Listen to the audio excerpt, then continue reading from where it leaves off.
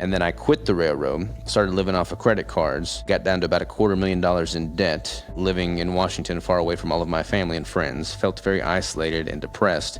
And I remember walking out in the woods one day to just like figure my life out. And I'm like, look, I'm really passionate about fitness.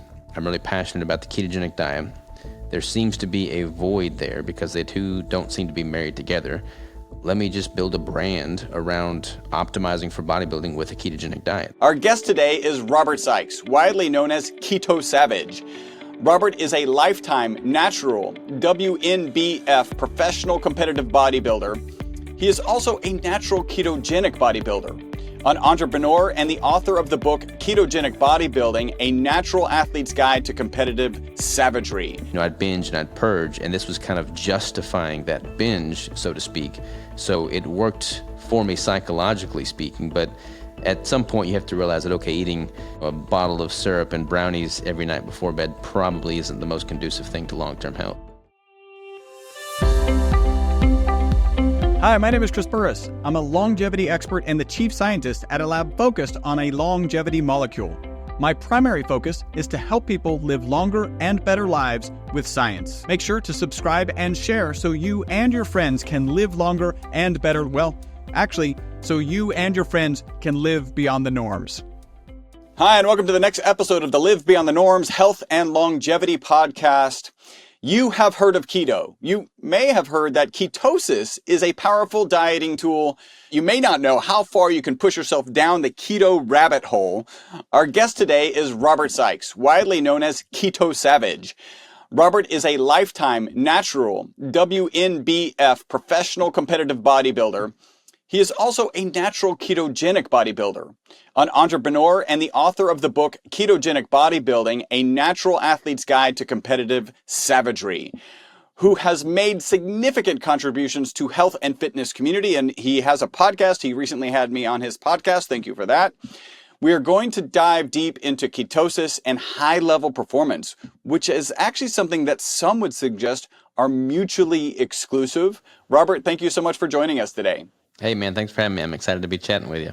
So before we jump into your area of expertise, I like to go further back, like much further back. What was it like growing up as little Robert? Where did you grow up? What were your parents like? If there was some event or someone you could pinpoint as the reason you would ultimately become a natural competitive bodybuilder, a CEO, a teacher through your podcast, an author, a ketosis expert, what or who would have that event been?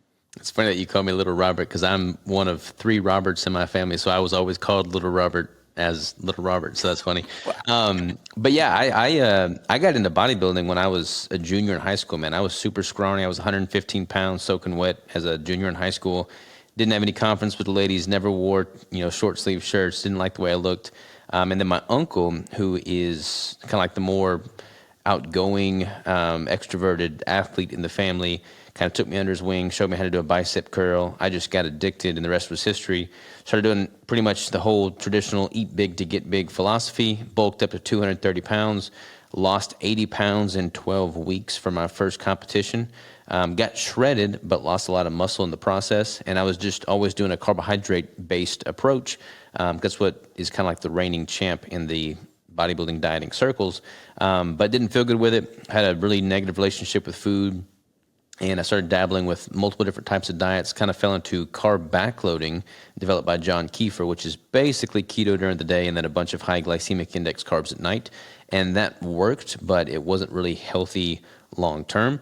So I started doing more research, took the carbs out of the equation, felt better. The first informational piece on keto that I fell into was, I believe, a podcast with Dom D'Agostino and Tim Ferriss back in 2015, I think. And Dom was talking about the benefits of keto. So that's when I was able to kind of put a name to what it was I was doing. And then I just refined that process all the more. And I've been, strict keto now without deviation for the past 10, going on 11 years, I guess. 10, 11 years. So, and where'd you grow up? I was actually born in Minnesota, but I grew up in Arkansas. So I spent the majority of my life in Arkansas. Were other people around you, right? So you're a junior, you're 115 pounds, your uncle kind of takes you under your wing. Were other friends, people around you kind of doing a little bit of bodybuilding? Or maybe you had some football buddies who were just kind of naturally big? Yeah, I mean, I did football for like a semester. I did like whole summer practice and everything. And I used to run track. And then I played baseball and basketball and everything. That never really resonated with me. I did football for, like I said, spring training or summer training. But the weights was what I actually was drawn to. And I liked that much more than football. I liked the individual aspect of the sport where it wasn't so much a matter of, is my team going to be what, stands test time, but more so a direct correlation of the work and effort that I put in as an individual. And I mean, bodybuilding is a great example of just disciplined, dedicated work day after day after day. So I just kind of sunk my teeth into that, stepped away from the football, and really just doubled down on the sport of bodybuilding and competed for the first time as a sophomore in college. So discipline, key piece. Was this really the first thing where you kind of set in with discipline, or you were kind of always a well-disciplined, you had your own kind of internal discipline structure all along? Yeah, I mean, my dad's a professor, so he kind of beat, discipline into me from a educational academia standpoint. My mom's a nurse practitioner, so, she was very busy managing people in that regard. So I was always really disciplined. Like I always had good grades. I was able to, manage my time pretty well. But I didn't really have anything I was passionate about where I could, lend itself to discipline in just, training and trial and error. And bodybuilding was the first vehicle for that for me. So it hit me hard. I got bit by the bodybuilding bug, so to speak, and it was just perfect, man. I mean, any success I had saw was a result of my ability to put in the work day in and day out. Like the foods were accounted for, the training, the cardio, the sleep, everything. And like in college, I was, first few semesters I was doing the typical college drinking too much kind of scenario. But I mean, when you're trying to be the best bodybuilder you can be, there's not really any room for partying, staying up late, drinking all day. So I kind of, moved away from that lifestyle and just focused on the health component.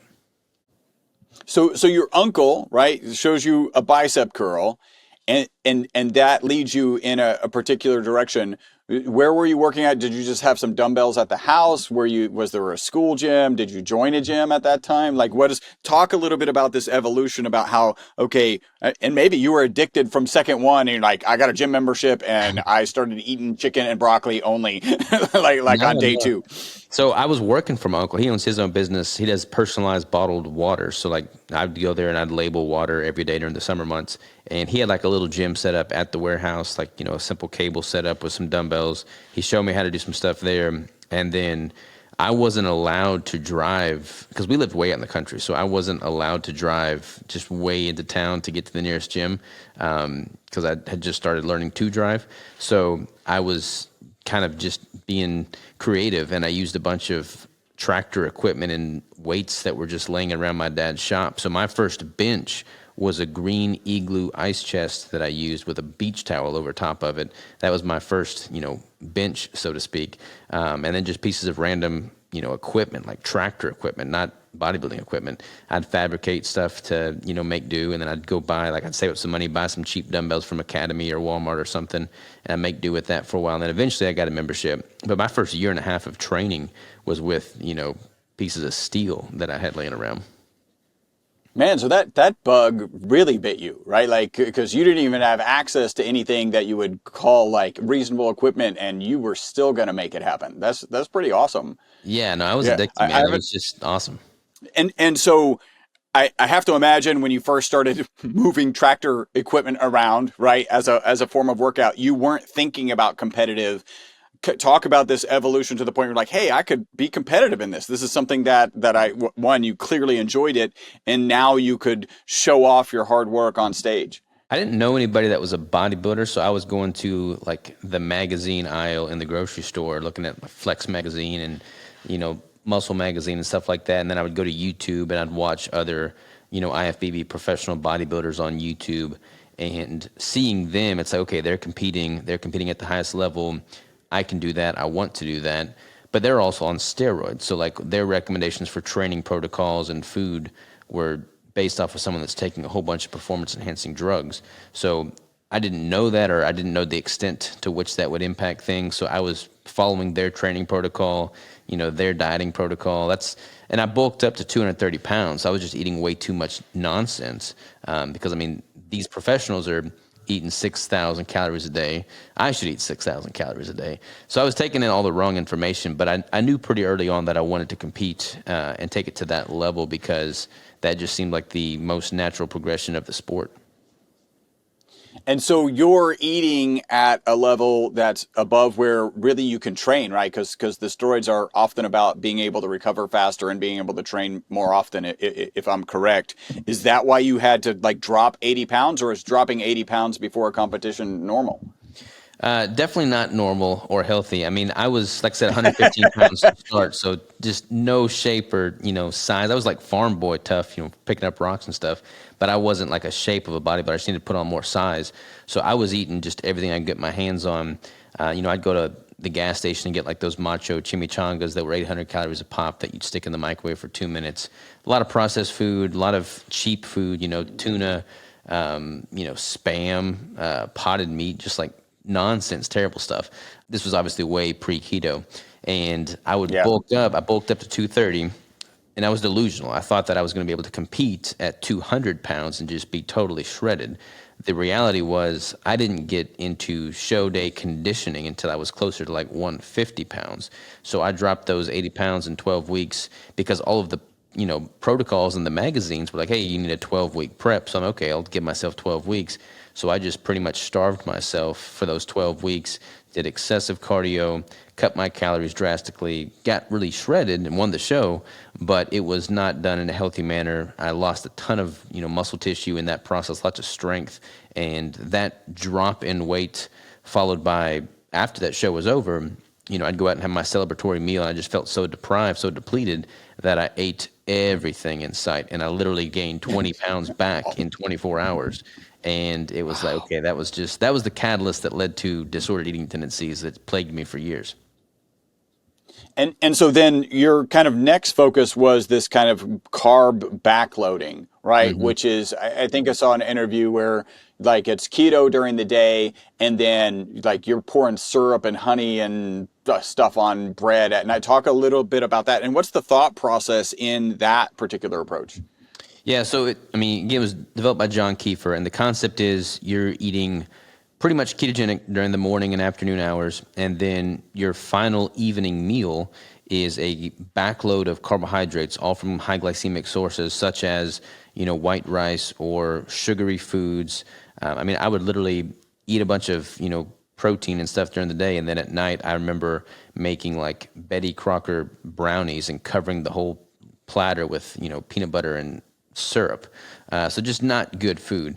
And the whole concept being you replenish muscle glycogen for the next day's workout.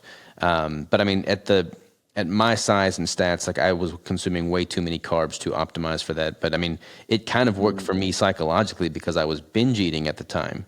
I'd binge and I'd purge, and this was kind of justifying that binge, so to speak. So it worked for me psychologically speaking, but at some point you have to realize that, okay, eating, a bottle of syrup and brownies every night before bed probably isn't the most conducive thing to long-term health. Yeah, as delicious as it is, it's not where you actually want to be. So at some point you actually figured out that these guys who were consuming, massive amounts of calories were taking steroids. It had to enter your mind, maybe that's a path you thought, I'm sure you considered it. What did that look like? Yeah, it's funny, man, because I don't really ever recall wanting to go down the steroid path. I was in, I competed in Arkansas, and then I competed, after I graduated college, I moved up to Washington State. I was a train master on the railroad, and where I was training at, there was another bodybuilder that was competing in natural competitions. So I'd always just been natural up to that point. And, I saw him compete in a natural show. I just started learning more about natural federations that are doing polygraph tests on all the competitors, and they're doing urinalysis tests on all the winners. And it's like, okay, I know there are negative consequences to abusing steroids and other drugs. Let's not do that. Let's be, healthy with this. My parents were also super, hesitant for me to even take protein powders because they were worried about it being, tainted with drugs and stuff. So I always had them in the back of my mind too, and I didn't want to do anything that would lead to my detriment from a health standpoint. So it just made sense to go natural. And then like the top level natural competitors look phenomenal. And what's more is they look phenomenal well into their later years. Whereas you look at top level IFBB competitors, they look amazing, in their prime, but then once they downregulate the amount of sauce they're on and they kind of downsize, they don't look good. I mean, if they survive, they don't really look good afterwards. So it's like, okay, I still want to look good when I'm 70. Let's not abuse those drugs. Let's just see how far I could push my body in the natural state. And that first competition, do you know if anybody else was taking steroids, that first one that you won? No, it was, so I won my division. I was a lightweight. I won my division. I was leaner than the guy that won the overall. So I won my division as a lightweight, or my category rather, and then I competed for the overall. And then the guy that won the overall was like a light heavyweight. And I was leaner than him, and he told me, like, he was super cool. He was really friendly. He'd been competing for years. He had a lot more just seasoned to him. And he was like, man, you look great. Keep doing what you're doing. You got a great future in the sport. Don't mess it up. So I don't know if he was natural or not. I would believe he could be, because, he wasn't unrealistically big, super physiologically big. So I just, felt confident from that first showing enough to, keep pushing my body and see what it could do naturally. And that's the thing, man. Like, so many people, they immediately resort to these drugs before they've ever even reached their natural potential. And it's like, I feel, I've been training now. I was counting the years this morning. I think I've been training for like 15 years now, 16 years. It's like, and I haven't reached a cap yet. I haven't hit a threshold. And it's like, if I'm still getting better, I might as well just keep pushing it naturally and see how far I can take it. Yeah, I think that's phenomenal. And then 15 years, one of the phrases that I kind of describe is that success is incredibly boring. And what I mean by it, and I love your comment, because I think this applies to success in business, to success in your health journey, right? Even if you're not going to be a bodybuilder, but you wake up, you push that same dumbbell the same way, and maybe try and hone it and move it even better over and over and over again, not for, weeks, not for months, not for years, but for decades. I kind of use Michael Phelps as the example of, the same 15,000 calories or whatever he's consuming for decades to have that kind of success. How does that concept land with you?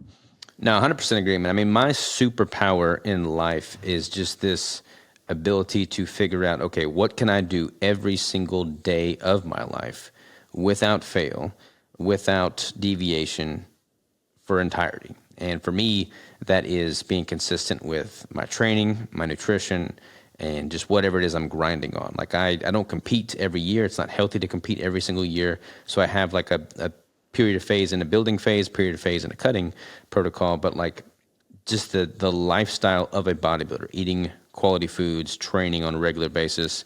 That I can just chip away at every single day of my life. That's my superpower for sure. I think that is one of the superpowers of successful people, is the ability to find joy, contentment, whatever level of not absolute boredom that causes you to quit out of the same thing, out of this boredom, like this picture of the goal that's farther down the road. How was sleep played? Like, have you played around with sleep? Often when we're younger, we're not sleeping as well. Like, was that key? Like, were you reading in the magazines that sleep was something that you needed to be mindful about? If consistent training and nutrition is my superpower, sleep is my kryptonite, because that is one area where I am always kind of lacking. And it's only been amplified since, becoming an entrepreneur and starting multiple businesses. Like, sleep is where I definitely fall short. I wake up at 3 a.m. to go train, and I oftentimes don't get to bed until, 9 or 10 at night. Now that I've got a kid too, that kind of impacts sleep. But yeah, I typically rob from sleep when I try to get everything done in a day. And that's definitely the cause for, stress, anxiety. That hinders recovery for sure. I think a ketogenic diet helps aid in recovery, so I'm kind of betting on that. But sleep's huge, man. As you know, like, if you're lacking in sleep, like, your hormones are going to tank. Like, sleep is most definitely where I am falling short for sure. Well, I think that's good to know, right? Because you just said superpower is to be able to deliver and do things repeatedly, and you're also human, right? So there are areas that you kind of know could be improved. Do you have any plans to improve them? I have the sense that the answer might be yes, I have ideas, but not plans. Yeah, I mean, I don't know. I see the significance of sleep. I know it's important. I know that I would be a better bodybuilder, husband, father, businessman if I slept more. But I don't know, man. I've got so many exciting things going on. Like I'm excited to wake up at 3 and just grind and get after it. So I don't know. I mean, it's a constant, playoff, a balancing act of what do I want to prioritize, and if it means that I don't recover as well or whatever, for me, it's like it's been a hard thing to justify getting more sleep. But I think, I mean, I've got a great employee pool right now. I've got a great team. I don't have to stress as much about the day-to-day production side of things with the business. So, I mean, I'm in a place now where I want to actually give my son more time. We got another kid on the way as well. So, like, I want to get home sooner, spend more time there with the family. So, like, I think things are happening in my environment that are going to lend itself to getting more sleep, but hadn't hit me yet. Yeah. I can hear even the hesitation. Like, I know it's something I need to do. I'm not there yet, right? I'm just not there yet. All right. So you're eating this carb backloading, right? And you've got all these sugary things and you wake up and you're like, yeah, I probably shouldn't be having pancakes and syrup at the end of the day. Like, do you immediately then you just cut all carbs? And at some point you found somebody talking about keto. What did that transition look like into keto? Yeah, so I mean, having all those carbs at night, like they felt great in the moment as I'm eating them, kind of playing on that binging tendency. But yeah, I mean, it just messes with your digestion. You'd feel bloated the next day. It still mess with my, cognitive abilities. And I just felt better. I felt lighter, more nimble, more, acutely aware of things when I didn't have that bolus of carbohydrates. So I started playing around with carb backloading without the carbs, which this was before I knew what keto was. This was before keto was popular or mainstream. I mean, at this time, 2014, 2015, there was no keto hype. There was no books on keto. Like all of this was, before it became popular. So I just kind of played around, trial and error, self-experimentation to figure out what macronutrient split, what meal timing worked best for me. And I felt better and performed fine without the carbs, which was kind of blasphemy at the time as a bodybuilder, because everybody's telling me, hey, look, you got to have carbs for energy. You have to have carbs for recovery. You have to have carbs for muscle fullness, vascularity, all this stuff. And I just cut the carbs and I didn't seem to have any issues with that. So I'm like, well, it seems to be working pretty good so far. Plus, by taking that out of the equation, I was eating more nutrient-dense, wholesome, real foods. Because again, there was no keto products at that time. So I didn't feel guilty for the food that I was consuming. And that guilt, I think, is really a major catalyst for disordered eating tendencies to begin with. So once that guilt was removed, I had a better relationship with food. And at that time, breaking free of the disordered eating was worthwhile enough for me that I could easily justify any dip in performance, even if it meant, there was a dip in performance. But I didn't notice that, so I just kept rocking it. It's interesting because my wife and I have a personal trainer. He comes on Wednesdays and Fridays, and he and I are obviously talking about these things all the time. And he's a smart cat, right? But traditionally trained, and the concept, and he's probably in the last couple of months has been playing around with, like, I'm dropping carbs. I'm actually in a fasted state doing my he kind of his a thing that he likes to do is kind of high speed biking, right? Like cranking out a bunch of watts. And he's like, and it's working, right? Like I'm not tanking, like, because the mindset has always been, if you don't have that, if you aren't directly replenishing the glycogen stores with carbs, then you're just screwed.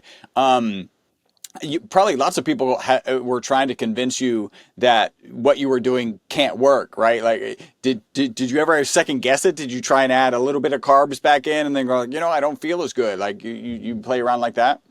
No, it's funny, man. Like when I made the switch to keto, like I just went all in on it. I didn't deviate from it. I mean, I didn't try to bring carbs back in because like I was so down this negative feedback loop of disordered eating that I was scared. I was scared to go back into that. So it's like, okay, I recognize that isn't serving me, so I'm just going to remove it entirely. And I mean, I'd played around with multiple different types of diets. Like I had done the bro dieting, eat 6-7 meals a day, chicken, rice, broccoli. I'd done the flexible dieting, the if it fits your macros. Like I'd played around with all these diets. So I knew how carbs and my body responded. And yeah, I mean, you can build muscle with carbs. You can get lean with carbs. You can do all that stuff. You can change your composition with carbs. But I felt mentally so much better without them.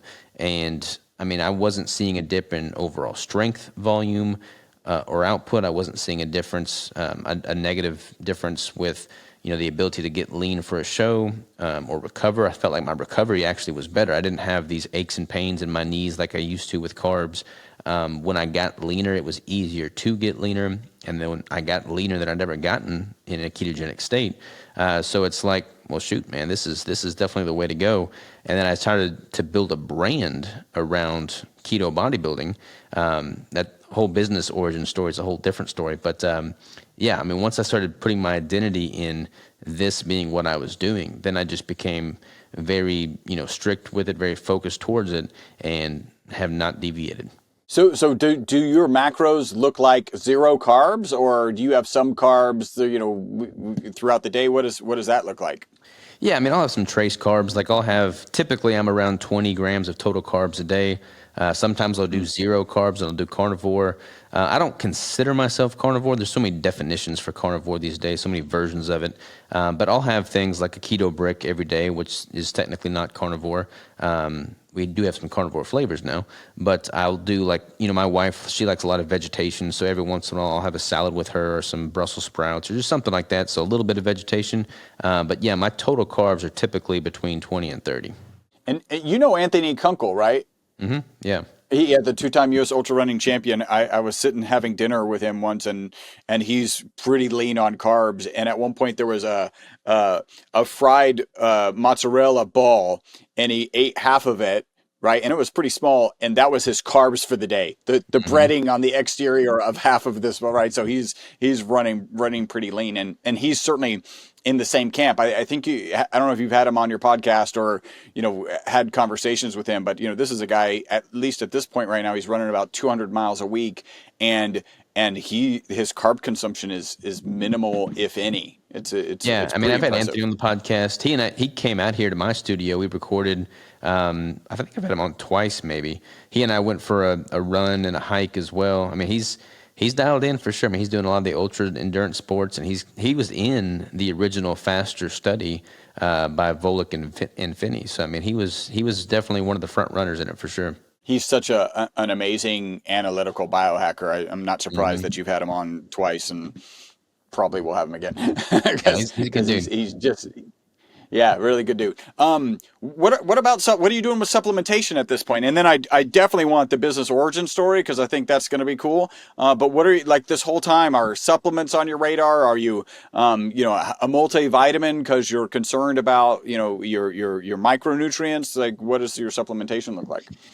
I've honestly been pretty minimal with my supplementation. I mean, in the very beginning, like, I played around with the protein powders, the creatines, the the vitamin D, the pre-workouts, things like that. And like right now, I'll do creatine on a daily basis.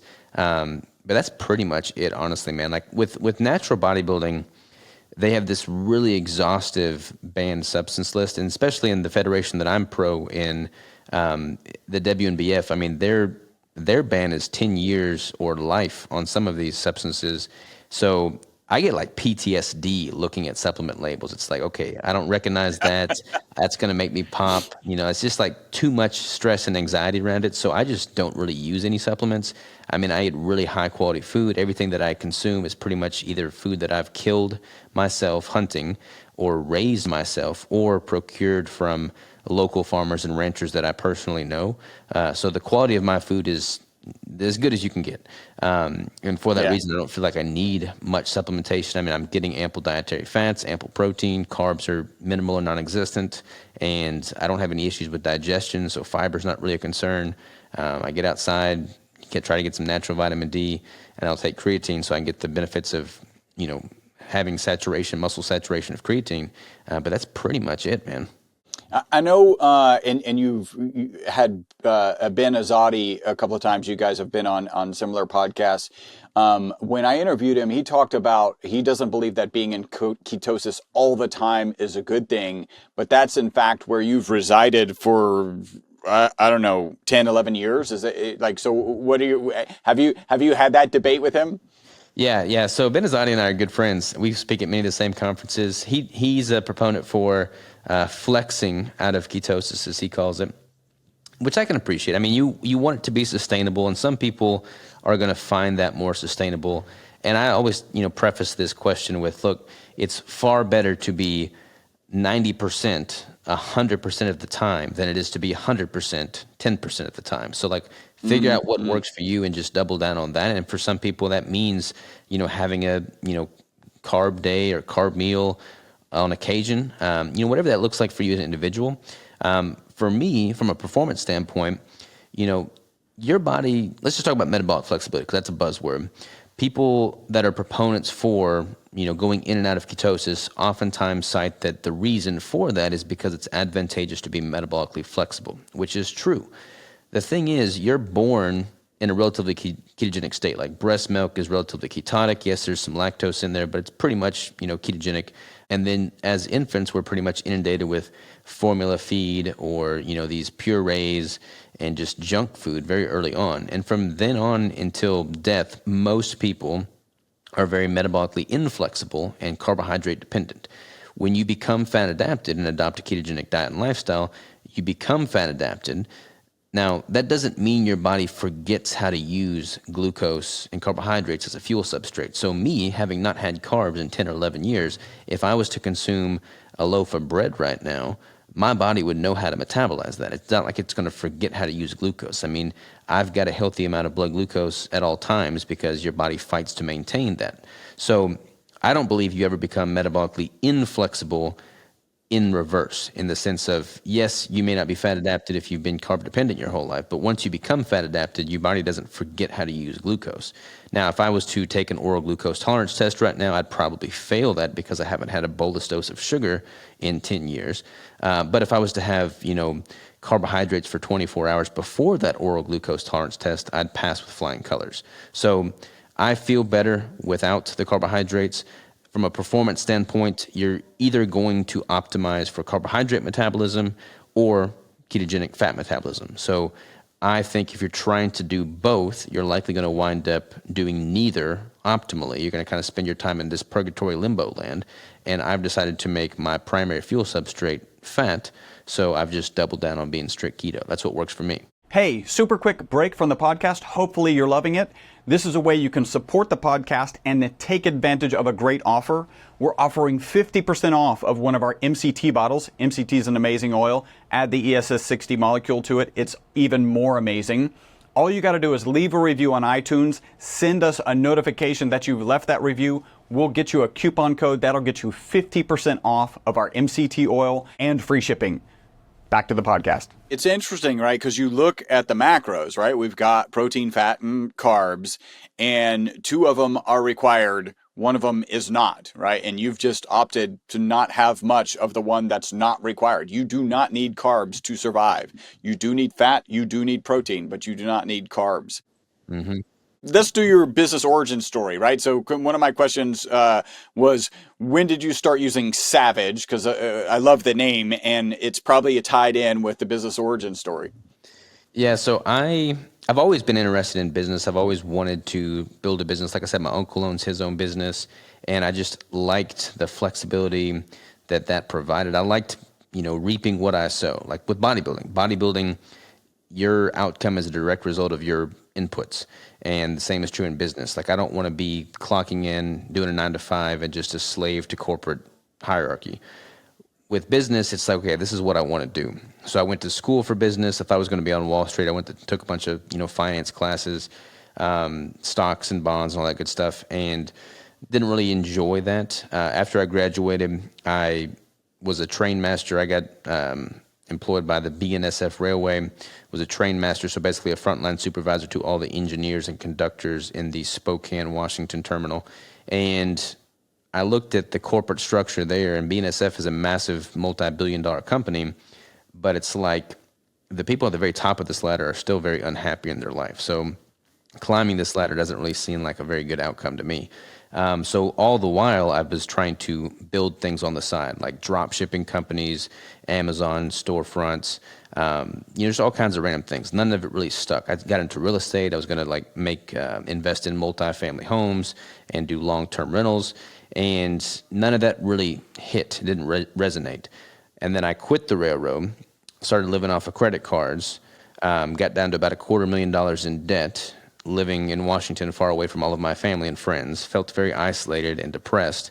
And I remember walking out in the woods one day to just like figure my life out. And I'm like, look, I'm really passionate about fitness. I'm really passionate about the ketogenic diet. There seems to be a void there because they two don't seem to be married together. Let me just build a brand around optimizing for bodybuilding with a ketogenic diet. And then I drew up a list of potential names, and Keto Savage was the one that resonated with me the most because I've always liked the concept of savagery. And it kind of makes sense. I mean, you look at ketogenic diet, like it's ancestrally consistent. You've got a lot of that primitive savagery innate in that. But as a society in modern day times, we have become very domesticated and docile, and we just don't reach our full potential. So I kind of wanted to marry those two together and be like, look, tap into that innate savage potential that is in all of us, and then let that manifest it with something that you can take full control over and harness. And Keto Savage as a brand was born. I started coaching people one-on-one. I wrote my first book back in 2016, thinking that was going to be a New York Times bestseller and support all my financial wishes. I launched that, and it totally flopped. Nobody bought it except my friend, who felt guilty for me. Had pity on me, and realized that I had to go back to the drawing board and map some things out. But I started really putting out content. I read Gary Vaynerchuk's book on Crush It, basically, putting out content around things that you are skilled in. So I started putting out Instagram posts, I started making my own podcast, recording podcast episodes in my closet with a phone and a black beach towel as my backdrop, and just put out content around keto before keto was popular. And then it became popular, and I was the guy people were going to for advice on fitness as it pertains to the ketogenic diet. And it's just grown from there. Now I've got multiple businesses, multiple employees, and speak at a bunch of conferences, and I'm just taking one day at a time, building my own life, man. It's really fascinating. You kind of mentioned, drop shipping, you were trying different things, and nothing hit like weightlifting did in that early day. Nothing, because I'm trying to think of a quote somebody described being an entrepreneur is like, you need to recruit a bunch of people to like just hack at bushes because you have no idea what's on the other side of the bush, and you're just going, and then like maybe you need to make a turn. Lifting was that for you, right? So you're lifting farm equipment because you didn't have actual equipment, and now you land on the right thing. Somewhat thanks to Gary Vaynerchuk. How was it writing a book, right? Because that can be a challenge, that can be draining, and it's interesting that you had the vision. It's going to be a New York Times bestselling author, and then I don't have to. You have this sense maybe I don't have to do anything after that.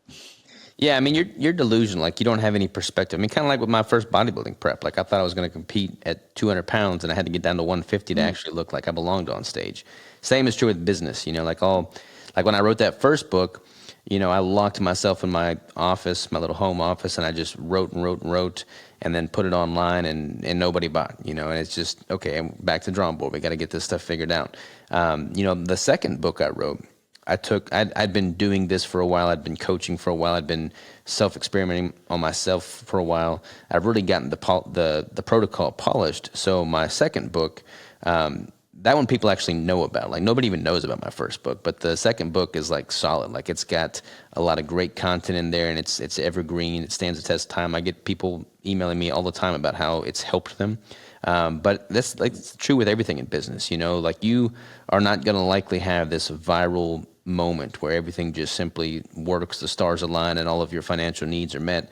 Like, it's always going to be a grind. But once you fall in love with the grind, once you fall in love with the process of building, then it's okay. Like I look at bodybuilding and I don't have this expectation of some, monumental high payout date or just, moment that I can say, okay, I've crossed the finish line. Like I'm going to be doing this until I die, and I'm going to be doing the same thing with business. And I don't expect some miraculous thing to happen, but if I'm consistently putting out the right content for the right reasons with the sole intention of helping people at scale and just adding more value than I take, then I feel confident that my life will be having, worth living, basically. What was the title of the first book? It was the Keto Adapted Performance Manual is what it was. And then the second one? The second was the one you listed in the bio, Ketogenic Bodybuilding, A Natural Athlete's Guide to Savagery. Awesome. So what advantages do you think there are using ketogenic? So you've coached people. Were there some people, because there are genetic tests to understand, are you kind of genetically better with proteins? Are you genetically better with fats or carbs? Have you coached people where your program needed to be modified to adjust for their kind of carb tolerance or lack of carbs? Yeah, like I don't have anybody on like a cookie cutter plan. Like every one of my clients is on different macros. And the way I've got I've got a 7-phase protocol that I work with on my clients. So like I put them through these 7 phases depending upon what their goals are, where they're starting from, to reach the overall desired outcome. And with that, for instance, like phase 2 is establishing that individual's unique protein threshold.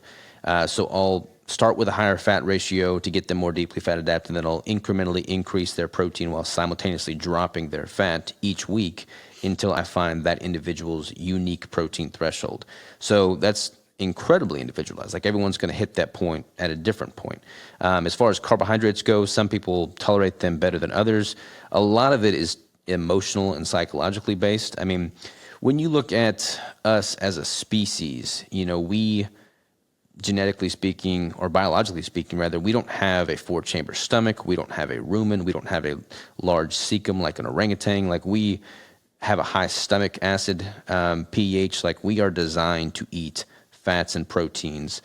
We're not designed to ferment a lot of fibrous foods at scale as our bulk form of nutrition. So from a biological standpoint, I feel like a well-formulated ketogenic diet makes the most sense. And then when you overlay that with people's personal preferences and what they find sustainable long-term, we can kind of fine-tune what macro distribution works best for them. But most of my clients perform and prefer to consume relatively low carbohydrate intake. Like I'm not working with anybody that's wanting me to put them on a high carb diet because they know me, they know where my expertise lies, and they don't want the high carbs anyways. In terms of clients that you're coaching, are all of them really keen on performance and maybe top performance, or is it just a lot of them, I just want to get in better shape? You clearly know how to do that, like provide some guidance. Yeah, so I definitely have many competitive clients that are actually, stepping on stage and competing in bodybuilding at that level. But I have a lot of clients, most of my clients actually are not competitive bodybuilders. I mean, when you look at what bodybuilders are doing, they are masters at changing their body's composition, losing fat, building muscle, preserving muscle in a fat loss phase. Those principles are going to apply to all human beings. Like it's not like they're a different species. So many of my clients are wanting to do just that, just not to the extent of, taking it to that extreme and stepping on stage and competing. So, I mean, I've got a lot of clients. A lot of my clients are actually middle-aged women who have heard me talk about reverse dieting because they've been victims of chronically undereating for the last 20 years of their life, down-regulating their metabolic rate and trying to find something that works for them because simply dropping to 600 calories a day isn't sustainable. So they'll hear me talk about the benefits of reverse dieting, then they'll seek me out and I'll put them through a reverse diet, which is exactly what competitors do after a fat loss phase leading up to their competition. When you're that lean and your calories are that low, you obviously can't maintain that indefinitely. So reverse dieting and bringing them back up to a healthy caloric intake, which is also going to be favorable for their metabolism and hormone function, doing that same thing with people that have just been chronically undereating for years and years and years. The same principles apply. Man, that sounds like the sexiest diet ever. You're going to eat more, which is ultimately healthy. Like I get that, but like that's not a hard sales pitch. Wait, let me understand this. I get to eat more than I have been eating, right? And this is going to be the easiest diet ever. What do you think about intermittent fasting? So I intermittent fast pretty much daily by default. I mean, I typically eat, kind of depends on where my calories are at for the day, but I normally eat about 2 times a day. So I'll typically intermittent fast through the morning hours. I train in the morning. I'll have a cup of coffee with some heavy cream in it or something, in the morning, which is technically not a fast, but I'll have that. And then my first meal will be, 10 a.m. or noon or 1 or something like that. So I'm intermittent fasting normally on a daily basis. I'll do extended fasting, but I don't typically ever do extended fasting with the intent of changing body composition or, lose fat or weight from it. That's never my goal. And I never do it when I'm in a fat loss phase, because being in a deficit in general is taxing on the body. So doing both is unnecessary. I'll do extended fasting in the context of a pretty aggressive building phase in which I've been eating at a significant surplus, and I'm just wanting to give my digestive tract and overall, organ function a break from that aggressive surplus. So your typical client, right, is not angling to get on stage. What does your physical exercise look like? And then what is your typical coaching client that you coach? What do you tend to put them on? So my typical protocol, like for me personally, I train with weights about 5 days a week. I'll have one cardio day and one recovery day where I might do something like a hike or something like that. So I'm typically in the gym lifting weights with intensity 5 days a week. I've got some clients that do that as well. I've got some clients that are just wanting to start weight training, and I might put them on a 3-day-a-week, simple push-pull leg style routine. Depending on how well versed they are with equipment, I might start them with just body weight movements and resistance bands and kind of scale up from there. If they're nursing an injury or something of that nature, we have to customize it for them. But yeah, I've got clients on both ends of the spectrum. Some that train like me and some that train, they're just getting into it. Like my mom, I finally convinced her to do keto. She's been doing keto now for about 3 years, and she's had, hip replacement, both hip replacements, a knee replacement. So we're kind of meeting her where she's at and, adjusting her training accordingly. And I've got a lot of clients that are in a similar criteria there. I think if I recall in one of your interviews, you said it was your mom who really said you need to bring the Keto Brick to market. Talk about that. What is the Keto Brick? And by the way, as I was preparing for this, I came across an Anthony Kunkel reel, and it's just a bunch of stuff. And then I was like, wait a minute, is that a keto brick? Is he eating a keto brick as I'm preparing to interview Robert? And sure enough, he was. So talk about the genesis of the keto brick. Yeah, so the keto brick, when I was doing my 2017 competition prep, that was the first prep that I was going to do in a completely ketogenic state. I've been keto since 2014 or 15, but that was the first time I was going to compete, having followed the diet. And again, at that time, there was no products on the market, and I just wanted to streamline my meal prep and just simplify things. And if I was eating fewer meals, I didn't want to have to pack a bunch of Tupperware with me everywhere I went. So I wanted to have a shelf-stable meal replacement bar that had the target macros, calories, and macro distribution that I was going for. So I just set out to make my own, and I had several different iterations, several versions of it, landed on something that worked, and I was documenting that prep on my YouTube channel, and people kept asking about it, like, hey, what is this? What are the macros on it? Where can I buy it? How do I make it? And I just kind of wrote it off. Like, it was not something that I ever intended to bring to market. And then my mom, kept suggesting that I make a product out of it. And then my girlfriend at the time, wife now, she's like, well, let's see what we can do. So we just decided to roll up our sleeves and get into the wonderful world of food product manufacturing. And now we've done just that. We launched the business in 2018, and we've kept production in-house from day one. I mean, her and I were living on a warehouse floor for 3 years as we started making these things. I mean, we've bootstrapped the business from day one, and we've just grown it ever since. So yeah, it's pretty cool, man. Like, I eat one every single day. I'm incredibly proud of the product, and it's literally the highest quality product out there. I mean, it's the ingredients that we source are second to none, and we've just doubled down on crafting something that people can use as a tool and a resource. And you have it might be 7 now, right? 7 flavors, 7 iterations available. How many are available? We've got more than that flavors now. We've got several flavors. We've got cacao butter has always been our primary fat source, raw organic cacao butter. But there's recently been this massive crisis on the cacao plantations, the crops. I mean, everywhere that grows cacao. So I've been getting it from Peru, but they also grow it in Brazil and Africa. There's been a massive drop and decline in cacao population. So we've had to kind of shift gears because my price on cacao has just literally 6x'd in the past 12 months. Wow. So we're now starting to make several bricks with grass-fed, grass-finished beef tallow as the primary fat source, and those have been super popular. We've got several new flavors with that as the fat source rolling out over the next few months. So yeah, we've got multiple flavors now.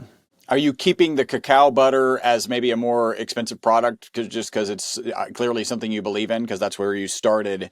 Is that going to stay, or are you just phasing that out because it's too expensive? I don't want to phase it out entirely. I mean, there's both beef tallow and cacao butter. Cacao butter is the highest source of stearic acid. There's a host of benefits that come from stearic acid specifically.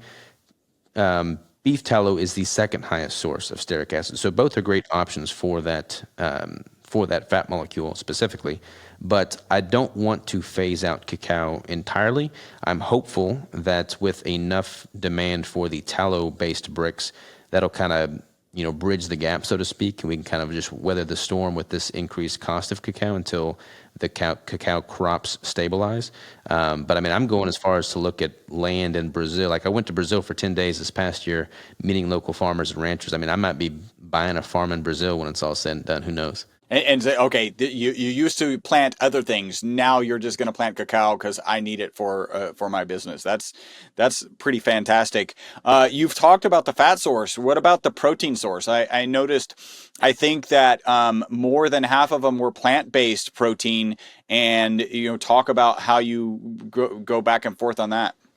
Yes, we've got several different options. We've got a plant-based protein, multiple different flavors using the plant-based protein that use a brown rice protein concentrate and pea protein. So no soy in that at all. For people that are sensitive to a whey-based protein, we do have grass-fed whey-based proteins as well, though. And we've recently launched a few flavors that are using a carnivore protein that does not include whey.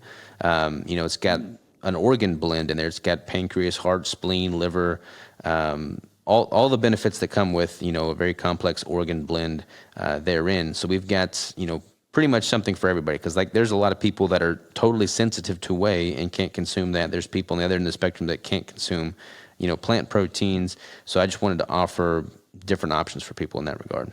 What's currently the most popular?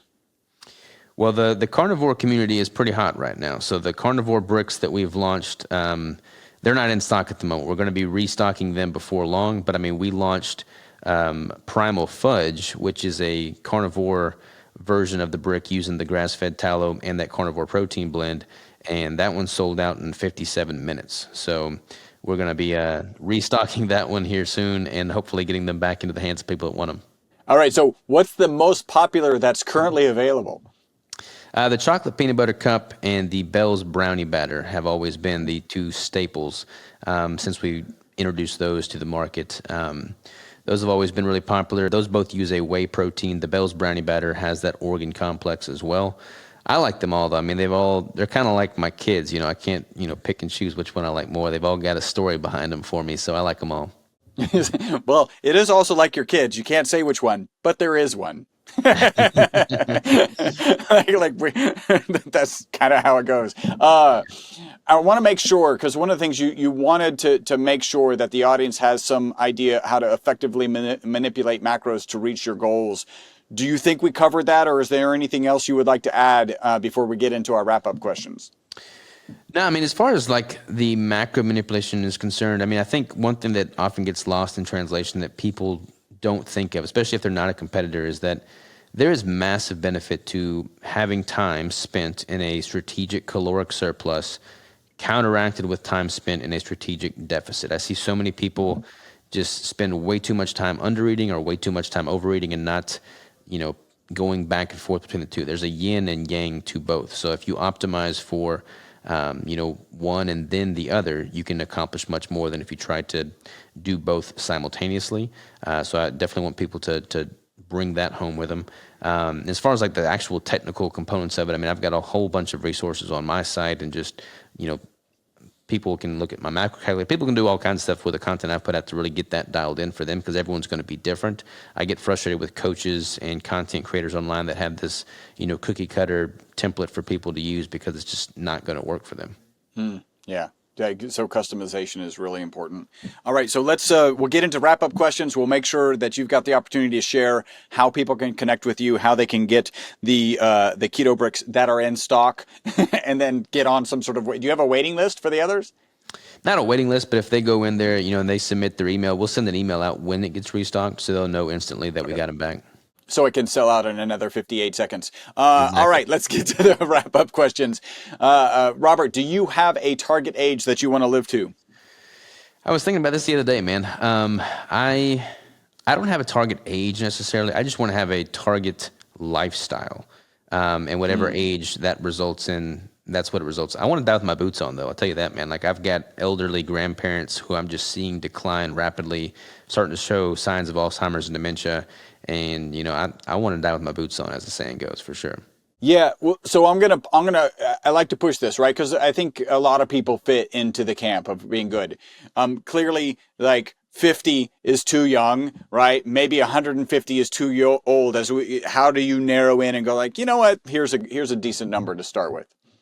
I mean, I would like to be competing on stage and looking freaking shredded and optimal into my, 70s and 80s. So if I'm doing that, I mean, shoot, I'd probably be dying at 110, 120 then.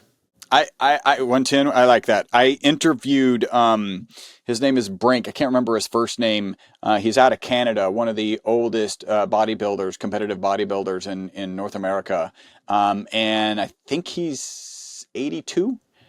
Sharp as a tack, has a podcast and is competing. So I think it's a lot more reasonable than previous generations thinks. My mom once asked, why are you training kind of at all?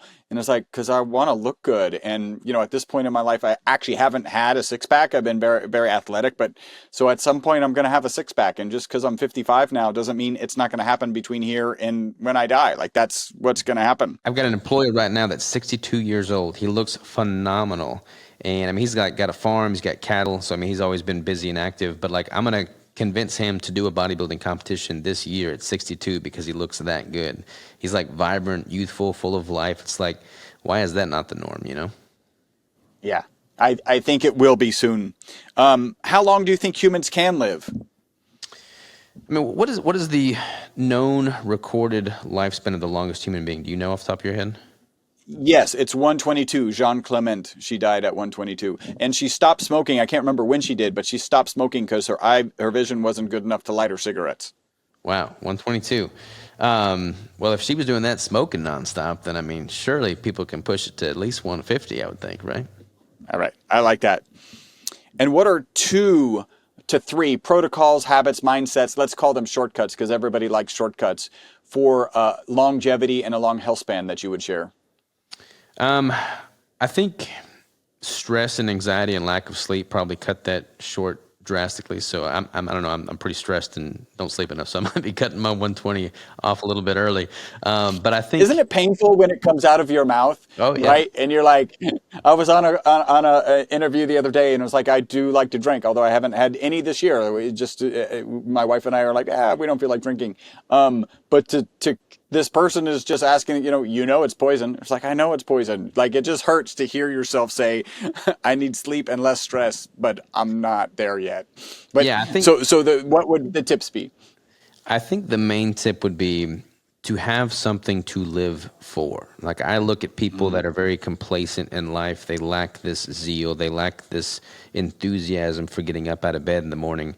And those people are 1 foot in the grave already, no matter how old they are. When you've got something that excites you, that you feel passionate about, that you feel like you're making a meaningful difference in life that is bigger than just yourself, then there's no telling what you can do with that. I look at my life, and if I died today, I would be, I've got a lot more things that I want to do, but I wouldn't be dying with regret because I feel Like I am doing my life's mission, my life's work, my calling.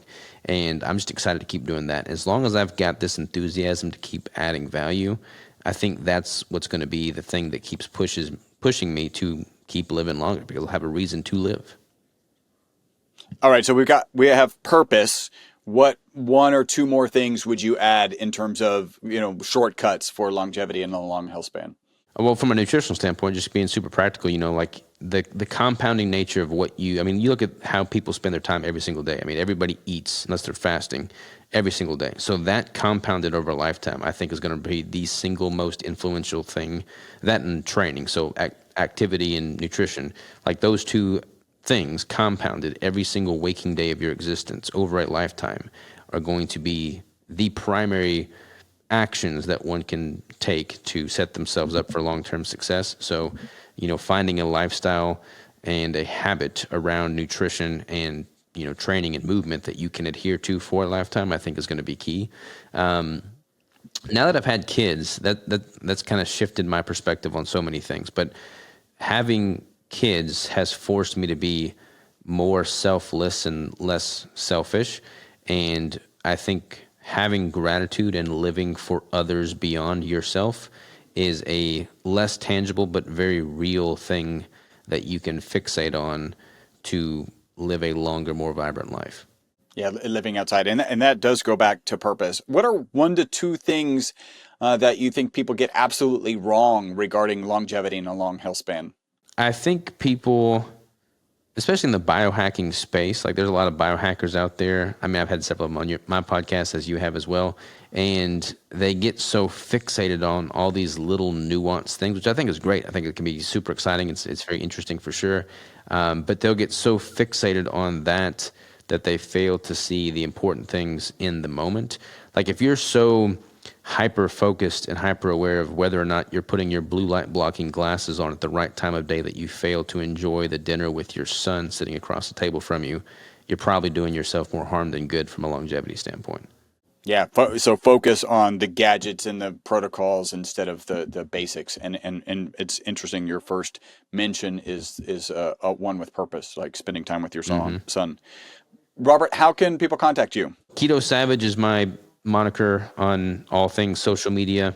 KetoBodybuilding.com for my online course.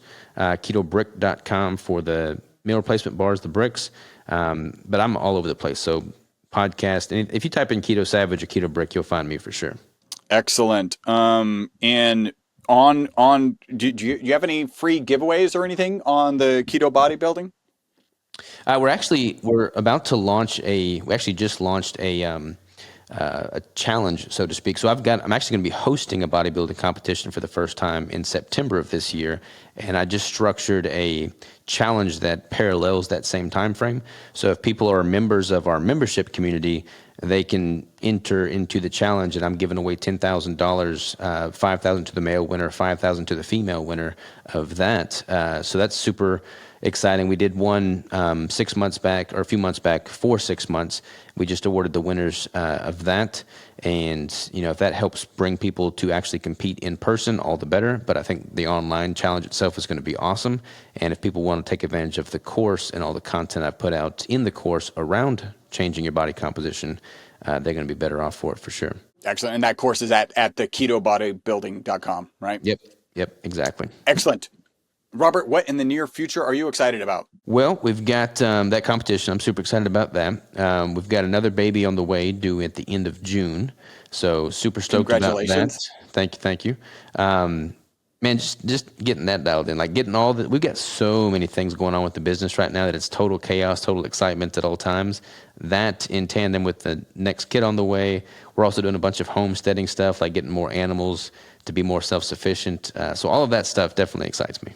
Very cool. All right. You can find him on the socials, Keto Savage, on his website, ketobodybuilding.com. You can find his courses.